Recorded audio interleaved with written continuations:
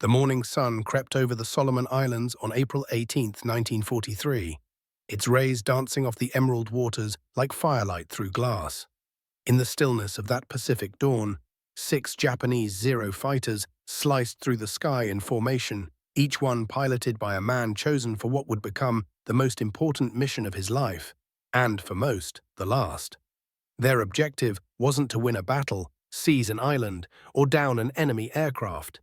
It was far more sacred: protect Admiral Isoroku Yamamoto, the architect of Japan's naval strategy and the man behind the attack on Pearl Harbor. 17 minutes from now, he would be dead. This is not a story about dogfights or aerial heroics. It's about failure, the kind that haunts those who survive it. A failure not born of cowardice, but of doctrine, technology, and fate conspiring against 6 of Japan's finest fighter pilots. These men weren't rookies. They were hardened veterans of the Pacific Air War, men who had survived Guadalcanal and dueled with American fighters more times than they could count. Yet on that morning, against overwhelming odds and a foe who knew their every move in advance, they were destined to fall short. The mission had been cloaked in secrecy. The day before, at the 204th Naval Air Group's base in Rabaul, the 6 were briefed. Lieutenant Teishi Morisaki, with 2 years of aerial combat etched into his soul, stood quietly as he received the assignment. Alongside him were Shoichi Sugita, an ace with 30 victories; Yoshimi Hidaka, another top ace with a keen tactical mind; Kenji Yanaga, famed for his gunnery precision; Toyomitsu Tsujinu, a rock-steady pilot with nerves of steel; and the youngest, Yasushi Okazaki, blooded in battle but burning with potential. They were told they would be flying escort for Yamamoto on an inspection tour of the South Pacific. It was the highest honor they could be given. It was also a death sentence they could not see coming. What none of them knew, what no Japanese officer could have imagined, was that 4,000 miles away in Hawaii, American codebreakers had cracked the unthinkable. They had Yamamoto's entire itinerary in their hands: flight times, routes, landings, all transmitted in the JN-25D naval code the Japanese believed unbreakable. But it wasn't. The Americans had seen the message. They had a plan, Operation Vengeance, they called it. At Henderson Field on Guadalcanal, a unit of P-38 Lightning fighters was preparing for a mission that pushed the very limits of their aircraft. The numbers were grim. The distance to the interception point near Bougainville was 420 miles, just within range if they flew perfectly, fuel to the last drop. Major John Mitchell, leading the 339th Fighter Squadron, worked through the night with maps and math, calibrating every angle and minute. 18 P-38s were assigned. 16 would take off. Only one was fated to fall. Back in Rabaul, the Japanese pilots readied their Zeros. The A6M3 Model 22 was a remarkable aircraft, though by 1943, new designs were emerging. Built for agility, its design was suited for an earlier era of aviation. It faced new challenges against more recent aircraft. For the 6 pilots who took off that morning, their focus was entirely on the task at hand. Their hearts were full of resolve. They were committed to escorting a respected leader and ensuring his safety. As the planes soared into the sky, the outcome of their important mission was a story waiting to unfold. The jungle of Bougainville lay still beneath the buzz of propellers, unaware it would soon witness one of the most precise ambushes in aviation history. The 2 Mitsubishi G4M Betty bombers flew low and steady, sleek silhouettes against the vast Pacific sky. Inside bomber number 303 sat Admiral Isoroku Yamamoto, clad in a crisp white uniform, unaware that his fate had been sealed days ago by a radio intercept half a world away. The second bomber, number 326, carried Vice Admiral Matome Ugaki and several senior staff members. Above and behind them flew 6 Guardians, Japan's best, or so they had been told. At 6,500 feet, the Zeros maintained their doctrine-formed formation, high and slightly back, a classic setup from earlier wars when threats came from above in diving attacks. It was a defensive posture developed against obsolete aircraft, flown by ill-trained Chinese pilots in the late 1930s. But it had not evolved with the war. And war, like the machines that fight it, does not wait for slow minds to catch up. Meanwhile, far below, a different kind of thunder stirred. 16 P-38 Lightnings screamed across the waves at treetop height, invisible to radar, ghost-like against the sea. They flew in silence. No radios, no chatter, just compass headings and synchronized watches guiding them along a labyrinthian route to one precise minute in the sky. They were the cutting edge, twin-engined, turbocharged, faster and deadlier than anything the Japanese had seen before. And they knew exactly when and where to strike. At precisely 0934 hours, Major John Mitchell's top-cover flight spotted the formation. 2 bombers escorted by 6 Zeros, right where the decoded message said they'd be. A miracle of navigation, a catastrophe for Yamamoto. Captain Thomas Lanphier and Lieutenant Rex Barber, leading the killer flight, peeled off from the others, diving up from the treetops to meet their targets. From above, the Japanese pilots saw nothing but blue sky. They watched, tense but composed, scanning the heavens for American fighters. Their eyes never dropped to the jungle below. That was their blind spot. And that was where death waited. Lieutenant Morisaki saw it too late. A flash of motion, a blur rising from the trees. He shouted a warning even as he rolled his Zero into a dive, but it was already over. Rex Barber had found his mark. From just 50 yards behind, he unleashed a storm of 50 caliber rounds and 20mm shells into the Betty carrying Yamamoto. The right engine exploded into flame, the fuselage peeled apart. Inside, a single round tore through the Admiral's shoulder and exited beneath his eye. Death was instant, brutal, and final. The bomber began to list, then nosedived into the canopy below. The Zeros reacted like seasoned warriors, diving to engage, but physics would not be denied. They were 1,500 feet too high, too far back. Their aircraft were too slow to catch the departing P-38s, now climbing out of range with fire trailing behind them. Barber was already pulling away. The mission was complete. In those final seconds, the escort pilots did everything they could. Morisaki pulled through a split S maneuver to dive faster. Hidaka banked toward Barber's position. Yanaga, on the far right, caught a glimpse of a straggling P-38 limping with one engine. He gave chase. But the Americans had done what they came to do, and they were already leaving. Petty Officer Kenji Yanaga stayed locked on the damaged P-38, his eyes narrowing behind the cockpit glass as he pushed the throttle forward. The American fighter was losing altitude, trailing smoke and fuel, its left engine sputtering erratically. Yanaga knew he had only moments.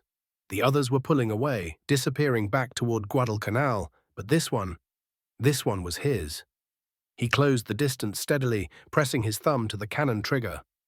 A burst of 20mm shells flared from his Zero. He saw them strike true, wing, fuselage, more fuel streaming into the air.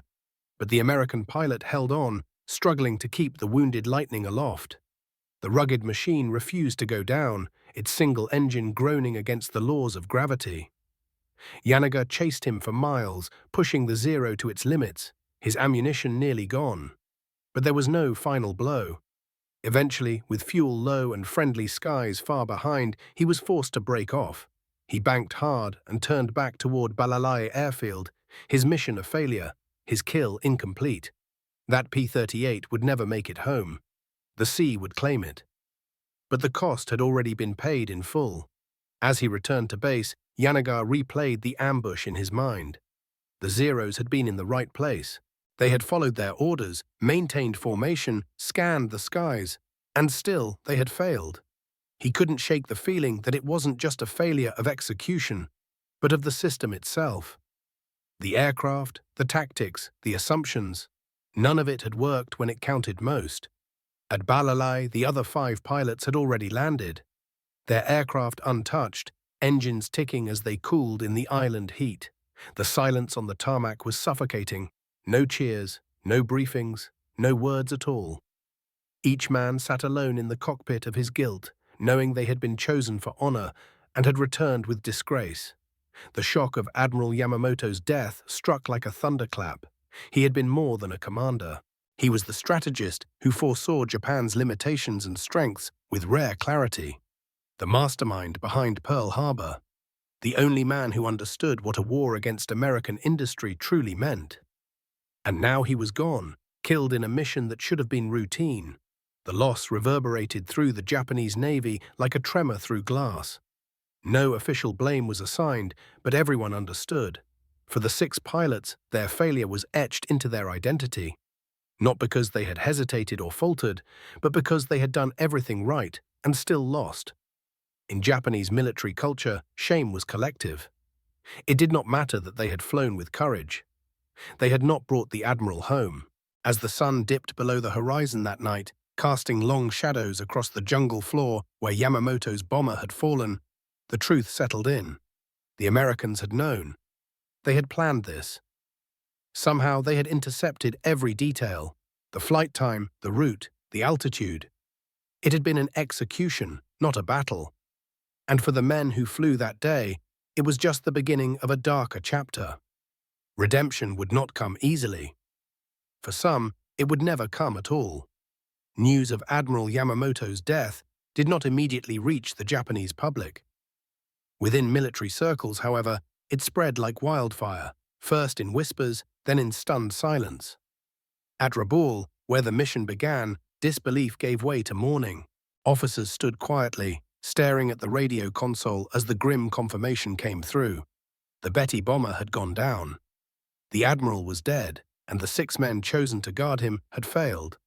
Commander Tadashi Nakajima, who had hand-picked the escort from his 204th Naval Air Group, did not speak a word. He simply walked the line of aircraft on the tarmac, pausing in front of each Zero, his hands behind his back, his face unreadable. It was a funeral procession in all but name. For these 6 pilots, the honor of selection had become a lifelong burden. But the war would not pause for grief. Just 2 days after Yamamoto's state funeral on June 5, 1943, the 204th Air Group launched a massive air assault on Allied positions in the Solomon Islands. It was retaliation and penance. The mission targeted the Russell Islands with 81 Zeros, 12 of them armed with firebombs. Among the pilots were 4 of the 6 who had flown the escort mission. For them, it was not just a combat sortie. It was a reckoning. Chief Petty Officer Yoshimi Hidaka and Petty Officer Second Class Yasushi Okazaki never returned.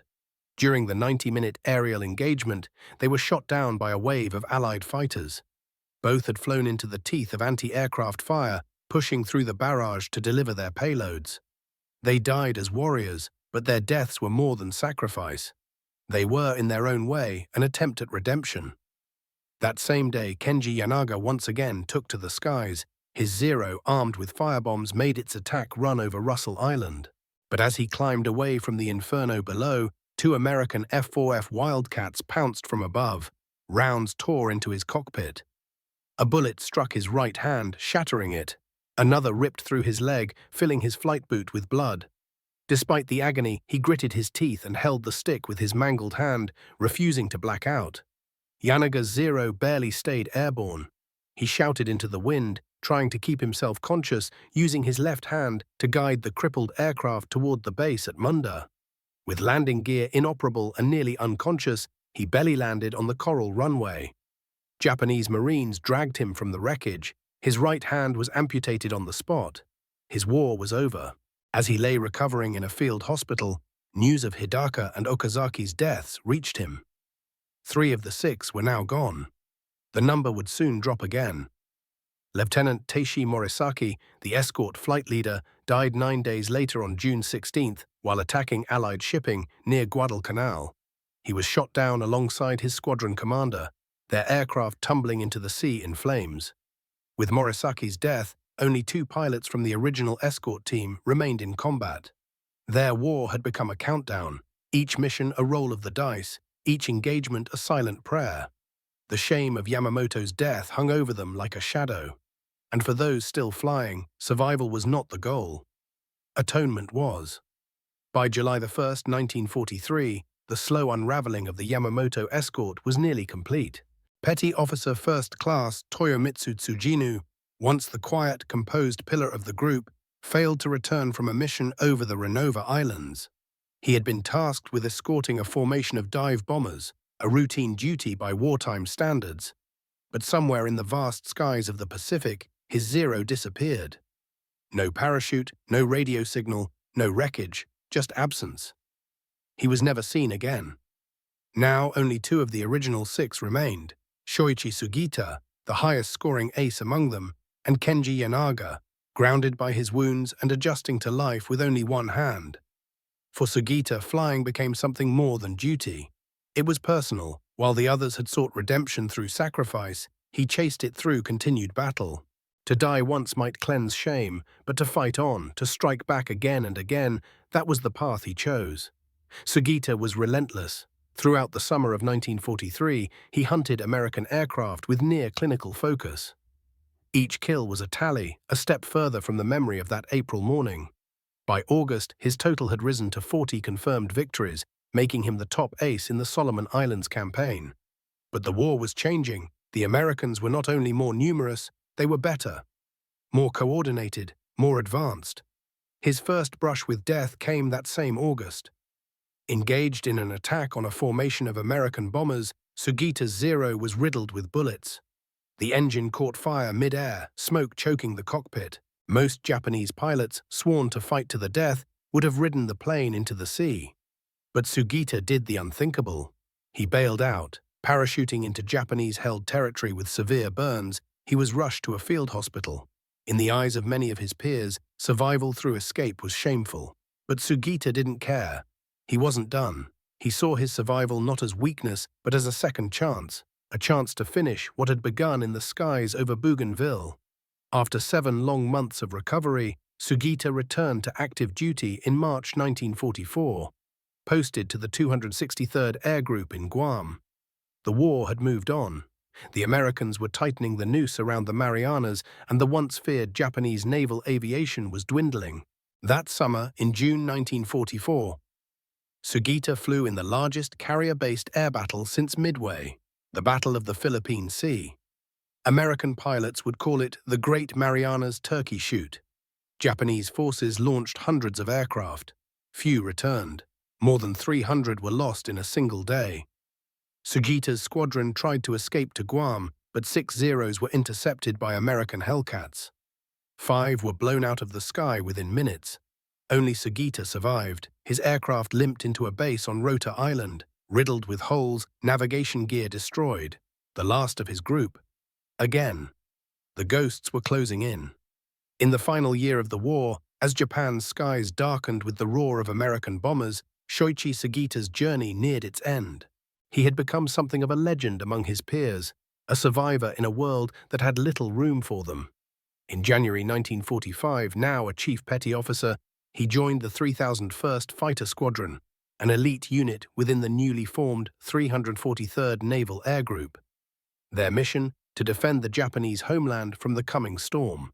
They flew the Kawanishi N1K2J Shidenkai, a powerful new interceptor designed to match American fighters. For once, Sugita had an aircraft that could fight on equal terms. He embraced the chance. It was perhaps the first time since April 18, 1943, that he felt the odds might be even. But redemption always danced just beyond his reach. On April 15, 1945, almost exactly 2 years to the day after Yamamoto's assassination, American carrier aircraft attacked Kanoya Air Base in Kyushu. F-6F Hellcats from USS Independence and USS Randolph struck at dawn, catching the 343rd on takeoff. Sugita's fighter had just lifted off the runway when enemy fire struck. The aircraft veered, then crashed just beyond the airstrip, exploding into flame. He was 20 years old. With Sugita's death, the final curtain fell on the men who had once been entrusted with protecting Japan's most valuable leader. 5 were now dead. All had met their ends in combat. All except one. Kenji Yanaga lived. After surviving his near-fatal injuries in 1943, he had been sent back to Japan, promoted to warrant officer, and assigned as a flight instructor at Kasumigaura Naval Air Station. He never flew in combat again. With only his left hand functional, he trained younger pilots, boys really, many of whom would die in kamikaze missions before ever seeing real battle. When the war ended in August 1945, Yanaga was one of roughly 5,000 surviving Japanese naval aviators out of more than 25,000 who had served. He returned to Tokyo and found quiet work in a small trading company. The war receded into the past, and with it the story he carried alone. For nearly 30 years, he told no one about the Yamamoto mission. In the mid-1970s, a Japanese aviation historian named Akira Yoshimura began researching the details of Operation Vengeance. His work led him to a startling discovery. One of the escort pilots had survived. Through contacts and careful inquiries, he found Yanaga, now in his 50s, living in quiet obscurity. At first reluctant, Yanaga eventually agreed to speak. What emerged was the first Japanese account of the mission, from someone who had lived it. Yanaga described the pride of being chosen, the tight formation over Bougainville, the sudden violence of the American attack. He spoke of the impossible geometry, the way the P-38s came from below and behind, the fatal blind spot no training had prepared them for. And he made it clear there had never been a real chance to save Yamamoto. 6 fighters could not hold back 16 attackers who knew exactly when and where to strike. His voice was not bitter. It was steady, reflective, tinged with sorrow, but not shame. For the first time, the world heard the other side of the story. Not the victor's version, but the testimony of a man who had tried and failed and lived to remember it. In April 1988, 45 years after the mission that shattered the Japanese Naval Command, a remarkable invitation crossed the Pacific Ocean. The National Museum of the Pacific War in Fredericksburg, Texas, Admiral Nimitz's hometown, was organizing a symposium commemorating Operation Vengeance. They reached out to the surviving American pilots of the mission, but through a network of Japanese historians and military enthusiasts, they extended a second, more unexpected offer, an invitation to Kenji Yanaga. He accepted. At age 68, Yanaga boarded a plane to America for the first time. The flight was long, the emotions heavier still. What would he say to the men who had killed the admiral he was sworn to protect? How would they look at him, a former enemy, the last witness to their victory? These questions lingered as the Texas plains came into view, far from the jungles of Bougainville where it all began. When he arrived at the symposium, the moment was quiet, almost surreal. 8 American pilots were in attendance, veterans of the mission who had trained in silence, flown into the unknown, and returned with history forever changed. Among them was Rex Barber, the man credited with shooting down Yamamoto's bomber. Yanaga approached slowly, carrying a small gift in both hands. It was a handheld compass. He extended it to Major John Mitchell, the mission's commanding officer, a gesture of respect, of understanding, of closure. There were handshakes, nods, and long searching glances. Not all pain can be spoken. But in that room, across lines once drawn in blood, something unspoken passed between them. They were soldiers, men who had done what they were told, who carried the weight of decisions made far above their ranks. Video footage captured parts of the event, panel discussions, quiet interviews, hesitant laughter. Yanaga sat alongside Americans like Frank Holmes, Jack Jacobson, and Roger Ames. They compared flight paths, combat maneuvers, and memories long buried. It was not reconciliation in the political sense. It was something older, something deeper. Warriors recognizing one another across the battlefield of memory.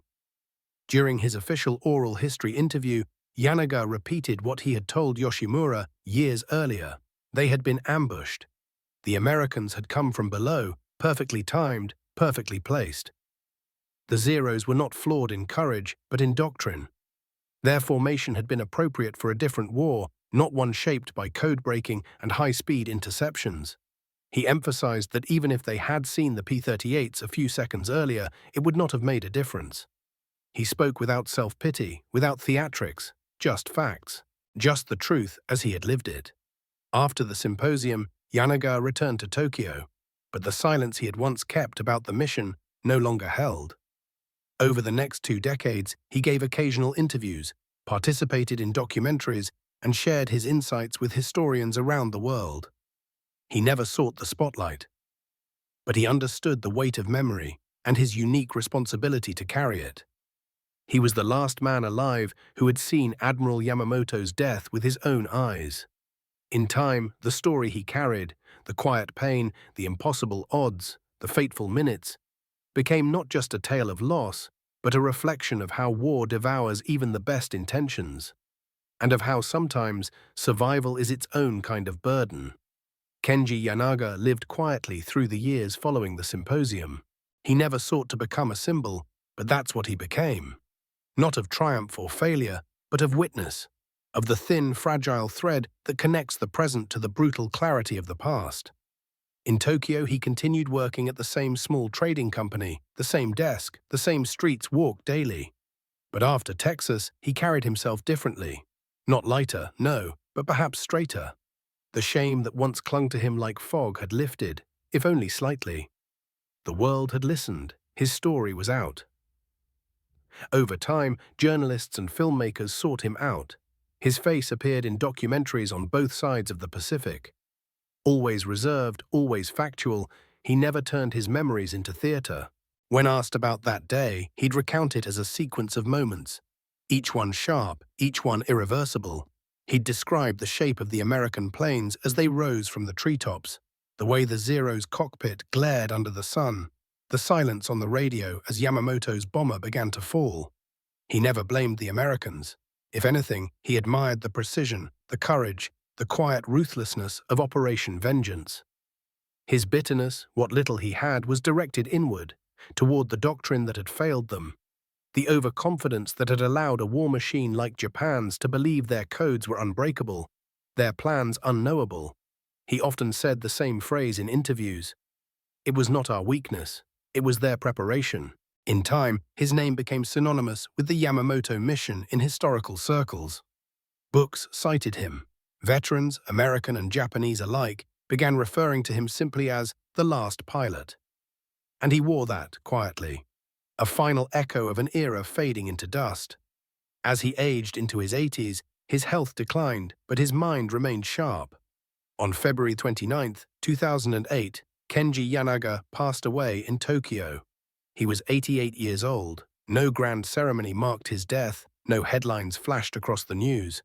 But for those who had studied the war, for those who knew what he had carried alone for decades, it was the closing of a chapter. He had been the last living man who saw one of World War II's most decisive moments unfold, from the losing side, and yet his story was not about loss alone. It was about endurance, about memory, about the strange loneliness of survival when all the others are gone. With Yanaga's death, the story of the Yamamoto escort passed fully from living memory into history. But history, if listened to carefully, still echoes. His voice, preserved in recordings, in transcripts, in worn photographs and silent documentaries, continues to speak. He tells us that courage isn't always enough. That skill cannot always overcome planning. That loyalty, even the purest kind, can be crushed by a failure of imagination at the top. And that sometimes the men who survive are left not with glory, but with the heavy silence of what might have been. But he also reminds us, even in defeat, truth matters. And someone must live to tell it. In the years after the war, as both America and Japan rebuilt in radically different ways, the deeper meaning of Admiral Yamamoto's death remained a subject of quiet study among historians, veterans, and military strategists. It was easy to see Operation Vengeance as a tactical victory, precise, clean, executed with minimal American losses. But for those who looked closer, it was something more profound, a moment where an entire military doctrine unraveled in a single violent minute. At the heart of that unraveling was the aircraft that had once symbolized Japanese aerial dominance, the Mitsubishi A6M-0. In 1940, the Zero had stunned the world. It was light, fast, and agile, able to outturn and outclimb nearly every enemy it faced. Its early success was legendary, particularly in the skies over China and during the early Pacific offensives. But its design had been built on a single dangerous assumption that agility and range were worth more than armor or survivability. By 1943, that assumption had become lethal. The very qualities that had made the Zero dominant now made it vulnerable. Its lack of self-sealing fuel tanks meant that a single incendiary round could ignite it. Its lack of armor meant pilots often died from glancing hits. And perhaps most fatally, its speed had been surpassed by American designs like the P-38 Lightning. In combat, that meant the Americans could choose when to fight and when to leave. During the Yamamoto mission, these weaknesses were brutally exposed. The 6 escorting Zeros, flying A6M3 Model 22s, had slightly improved engines and high-altitude capabilities, but they were no match for the twin-engined, turbo-supercharged P-38s. The Americans approached low and fast, flying below radar detection with enough firepower to shred a bomber in seconds. The Japanese formation, flying by doctrine, not adaptation, was positioned to repel attacks from above. But the Americans came from below. It was a perfect storm of miscalculation. The Japanese assumed their codes were secure. They assumed Yamamoto's presence would remain secret. They assumed their tactics were sufficient. All of these assumptions failed, and when they did, no amount of bravery or training could alter the outcome. The 6 pilots who escorted Yamamoto that day were not to blame. They flew with discipline. They reacted with speed. But they were placed in an unwinnable position by a military system that had not evolved. In many ways, their failure was not theirs alone. It was the failure of a nation unable to adjust its thinking in time. And yet, it's important to remember who they were, not just as symbols of a broader failure, but as individuals. Young men in their early 20s, combat veterans, sons, warriors who believed in their duty and faced their deaths not with cowardice, but conviction. They were not reckless. They were not incompetent. They were simply outmatched. And perhaps most tragically, they were alone. The American pilots returned to celebration and medals. Their mission became legend. The Japanese pilots who survived returned to silence, to internal shame, to a culture that valued success more than sacrifice. In time, most of their names would fade. Only one, Kenji Yanaga, would live to speak them again. Their story, once hidden in the shadows of classified war reports and state-controlled narratives, now flickers in history's light. Not as villains, not as victims, but as men caught in the grinding gears of a war that no longer made room for old ways. As historians pieced together the events of April 18, 1943, a question haunted their analysis like a ghostly refrain. Could anything have been done to prevent Yamamoto's death? Not from the American side. Operation Vengeance had been a masterpiece of intelligence and timing, but from the Japanese. Could different decisions, altered tactics, or more foresight have changed the outcome? The brutal answer is, probably not. The failure wasn't in a single decision or moment. It was systemic, a convergence of outdated doctrine, misplaced confidence, and the relentless march of American technological advancement. The Imperial Japanese Navy's over-reliance on tradition and hierarchy had blinded it to the evolution of aerial warfare. The belief that their codes were unbreakable, that their pilots were unmatched, and that their aircraft still ruled the skies created an illusion of control that crumbled under the weight of reality.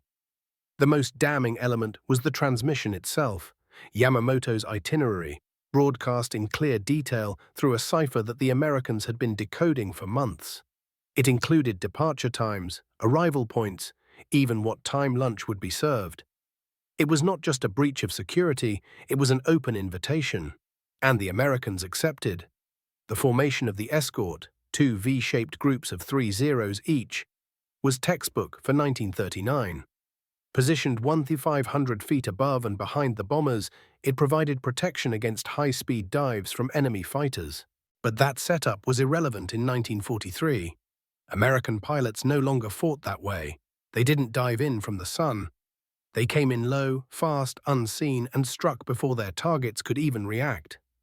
The 6 escorting pilots had no warning until the P-38s were within firing range. By the time they saw them, Yamamoto's bomber had already been shredded.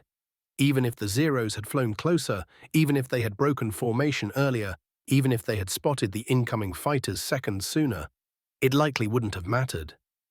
The P-38 Lightning's superior speed and firepower meant that it could engage, destroy, and disengage before the Zeros could bring their agility to bear. The Japanese pilots were trained to fight prolonged turning battles.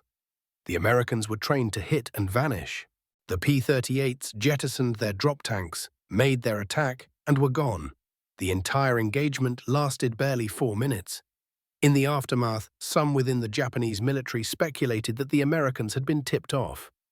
A leak, perhaps. A spy. But the truth was far more devastating. The Americans had simply listened. They had cracked the JN-25D code and had been reading Japanese communications for months. including the ones coordinating Operation I-Go and its aftermath. That overconfidence in encrypted communication cost them their greatest strategist. Admiral Yamamoto had warned Japan years earlier of the dangers of prolonged war with the United States.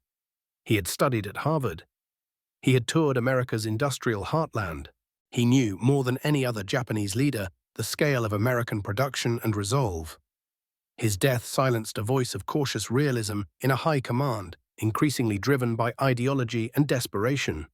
After the mission, the wreckage of his bomber was discovered in the jungle of Bougainville. His body, still in his uniform, was recovered and cremated. Tokyo declared him a national hero. A state funeral was held. The emperor himself attended, but the public never learned the truth. Not then. To them, Yamamoto had died directing operations at the front, a noble death, a loyal servant. But behind closed doors, his loss sent shockwaves through the Navy. Confidence faltered, morale slipped, and among the men who had been entrusted with his life, a deep, wordless shame settled in, a shadow that would never lift. As Japan's naval air power continued to deteriorate in the face of relentless American advances, the legacy of the 6-0 pilots who escorted Admiral Yamamoto faded into the fog of war. The 204th Naval Air Group, their parent unit, suffered devastating losses throughout 1943, hemorrhaging aircraft and experienced men with each successive operation. Originally formed from the renamed 6th Air Group in November 1942, the 204th had been forged in the crucible of the Solomon Islands campaign. These were not green recruits, they were hardened veterans of Rabaul, Leh, and Guadalcanal. And yet, by year's end, few would remain. The attrition was not just physical, but spiritual. The death of Yamamoto had broken something unspoken within them. Back in Tokyo, official narratives moved on. The state needed heroes, not ghosts. Pilots who died in combat were celebrated. Those who survived but failed were quietly reassigned or forgotten. In this culture, where collective shame trumped individual accountability, the Yamamoto escort were neither condemned nor honored. They simply disappeared from public memory. Except for Sugita, Gita, and Yanaga.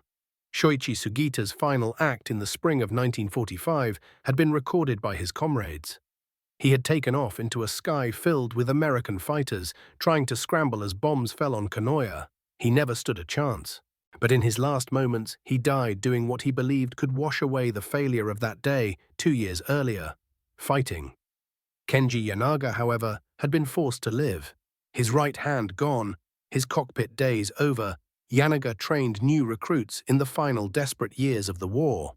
He watched boys, some barely out of school, climb into aircraft that had little chance of returning. He did what he could, passing on what knowledge remained. But the war had changed. It was no longer about skill, it had become about sacrifice. When Japan surrendered in August 1945, Yanaga was quietly discharged and returned to civilian life. He found employment, buried himself in work, and spoke nothing of the war. Even his closest colleagues had no idea who he had once been. To them, he was a quiet man with a damaged hand and a distant look in his eyes. The war crimes trials began, the cities were rebuilt, and a new Japan emerged. Democratic, pacifist, modern. But for men like Yanaga, the transformation was not so easy. The past was not something that could be paved over with highways or silenced by policy. It lived in memories, in scars, in silence. Only decades later did history begin to catch up. As scholars, authors, and filmmakers sought to re-examine the Pacific War through both lenses, Japanese and American, the Yamamoto mission became a point of intersection, not just for what it accomplished, but for what it revealed. Here was a case study in technological mismatch, intelligence superiority, and doctrinal collapse. But it was also a human story. 6 men were told to guard the unguardable, sent into the sky in machines that could no longer compete, told to defend a man whose itinerary had already been handed to the enemy. They had been brave. But bravery wasn't enough, and as their stories returned from the archives into public awareness, so too did the question, what does it mean to fail with honor? Yanaga's life, his silence, his reluctant testimony decades later. It all formed an answer, an imperfect one, but the only one possible in a world where victory and defeat are often separated by information unseen and seconds lost. In the twilight years of his life, Kenji Yanaga had become something he never expected: a reluctant steward of a forgotten history. As historical accounts revisited the events of April 1943 and scholars sought a deeper understanding, Yanaga's perspective was essential. He alone could describe the experience of being in that cockpit, navigating the skies and facing incredible challenges.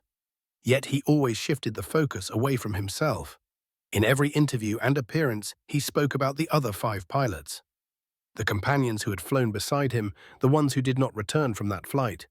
He spoke of Lieutenant Teishi Morisaki, the flight leader whose calm demeanor provided reassurance; of Shoichi Sugita, the skilled pilot who demonstrated great resolve until the very end; of Yoshimi Hidaka, quiet and methodical, who had hoped to become a schoolteacher one day; of Toyomitsu Tsujinu, who always remained steady and composed; of young Yasushi Okazaki, eager, fearless, and gone too soon.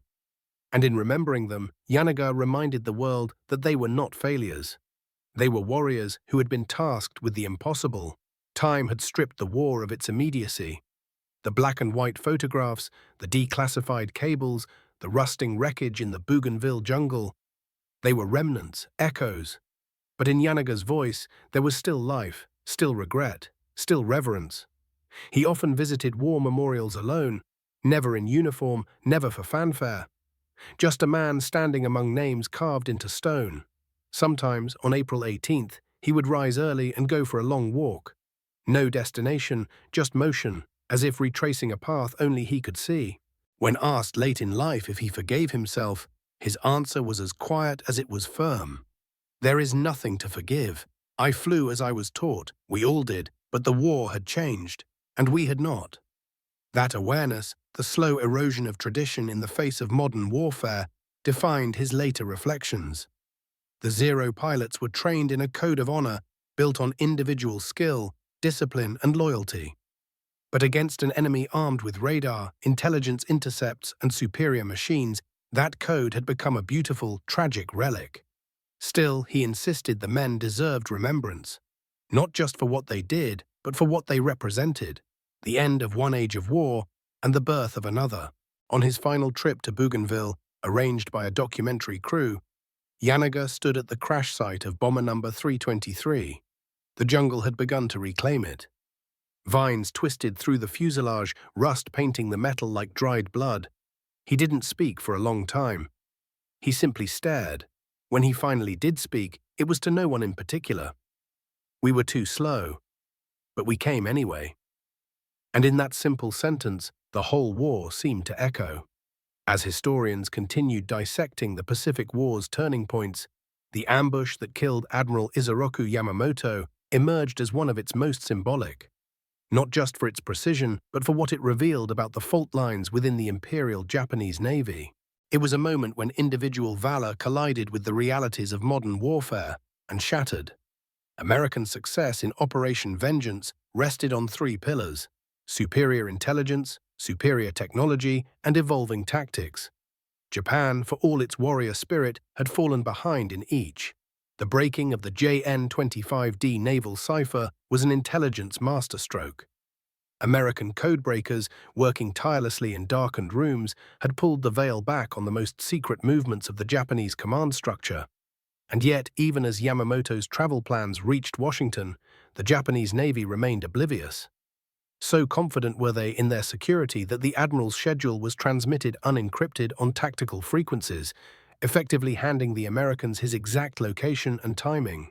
Technologically, the contrast was just as stark. The Mitsubishi A6M0, once feared for its range and agility, was now hopelessly outclassed. The P-38 Lightning, with its twin engines, long-range tanks, and heavy firepower, represented the industrial ingenuity and adaptability of American design. It didn't need to turn tighter than the Zero. It simply flew faster, hit harder, and left the scene before a dogfight could even begin. And in the air, the American pilots followed a new gospel: boom and zoom. No turning fights, no prolonged engagements. Attack at speed from an unexpected angle and disappear. It was tactical evolution, and the Zeros had no counter. Yet despite all this, the story of the Yamamoto escorts remains deeply human. It is not a tale of incompetence or cowardice. It is a study in limits. Shoichi Sugita didn't die because he wasn't skilled. He was one of the most lethal pilots of the campaign. Morisaki wasn't unprepared. He flew his formation exactly as doctrine demanded. Hidaka, Okazaki, Tsujinu, they all followed the training and tactics handed down from the veterans of China and the early Pacific strikes. They did not lose because they were weak. They lost because the war had outpaced them. And for Kenji Yanaga, who returned home with an amputated hand and a lifetime of silence, the tragedy was not just the death of an admiral. It was the death of an era. In the final years of his life, he warned young historians not to oversimplify the story. It wasn't just that the Americans had better planes or better intelligence. It was that Japan had stopped listening to the world, to the pace of change, to the warnings of men like Yamamoto himself, who had once famously told his government that fighting the United States would awaken a sleeping giant. The giant had awoken, and by April 1943, it was learning to walk faster. The wreckage of Yamamoto's bomber still lies in the jungle, a memorial in rust and silence. The names of the 6 pilots who failed to protect him are etched in footnotes, known best through the voice of one man who lived long enough to be asked about them. In that silence, in that rusted metal and unmarked grave of doctrine, is a lesson, not just for soldiers, but for nations. Adapt, or be outflown. By the time Kenji Yanaga passed away in 2008, the war he had survived had long since been consigned to documentaries and classroom discussions. But in the final interviews he gave, there was one theme he returned to again and again. They were not meant to win that day. The mission had been doomed before their wheels left the ground, and yet they flew anyway.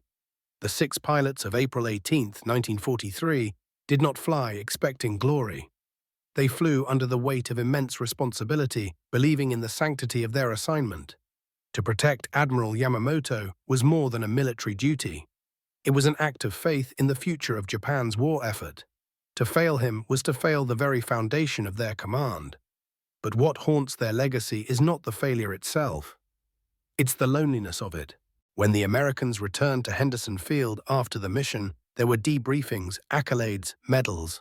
Rex Barber and Thomas Lanphier would dispute who fired the fatal shots, but both would be hailed as heroes.